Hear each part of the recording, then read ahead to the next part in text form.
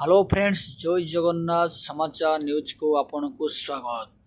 चलंतु देखिबा आजिर किछि देश विदेशर बा राज्यर किछि गुडिये गुरुत्वपूर्ण खबर कहबा आगुरु आपन जदि चैनल को नुआ आछंती ताले सब्सक्राइब कर दियंतु, पाखरे आसुथबा बेल आइकन मध्ये प्रेस कर दियंतु। चलंतु देरी न करी खबर पर नजर पकाइबा। खबर नंबर 1, अदिनिया वर्षा रे क्षतिग्रस्त चाषी मानक सहायता प्रदान। लघुचाप प्रभाव में राज्य में 16टी जिले में होइतिबा अदिनिया वर्षा को सरकार प्राकृतिक विपर्यय भाव ग्रहण करिथिबा बेले राज्य विपर्यय सहायता पांठि एमडीआरएफ रु क्षतिग्रस्त चाषी मानक सहायता प्रदान आरंभ कर राज्य में प्रथम थर पर भुवनेश्वर में गड़िला डबल टेकर बस।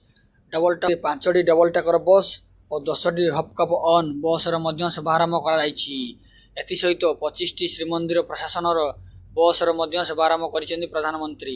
परवर्ती खबर देखंतु, नेपाल रे भूकंप पर भयंकर दृश्य। एजाए मृतकों संख्या 95 बढ़िबार लगी। मृतकों संख्या समेत उत्तर भारत में अनेक स्थान में अनुभूत होइतिबा शक्तिशाली भूकंप रे बढ़ुची मृत्यु संख्या। नेपाल सीमा और तिथितिर अनेक विराटकाय कोठा भुशुड़ी प्राय 95 जनक मृत्यु होइतिबा बेले प्राय 130 गुरुतर आहत को उद्धार उद्धार कर हस्पिटाल रे भर्ती कर वर्तमान मध्य उद्धार कार्य जारी रही बेले मृताहत संख्या आहुरी वृद्धि हो पारे बोली आशंका कर। परवर्ती खबर, भविष्यवाणी सत्य भाव जाउची। महामारी रूपे नब एचएमपीवी भाइरस बड़ भविष्यवाणी कले। एचएमपीवी भाइरस को नहीं सारा विश्व रे आतंक खेली जाइछि। एही समय रे भारत रे मध्य 6टी मामला चिन्हट हेबा परे लोक भयभीत अछंती। एहा पूर्वरु 2020 रु 2023 पर्यंत कोरोना भाइरस जो देश तथा विश्व रे धन जीवन क्षति हेबा सह अनेक शारीरिक एवं अर्थनैतिक क्षति होइथिला। तेबे एही एचएमपीवी को नहीं काशीय जणे जनाशुना ज्योतिष बड़ भविष्यवाणी करि। परवर्ती खबर, ईपीएफओ 2025 रे खाताधारी गुड न्यूज।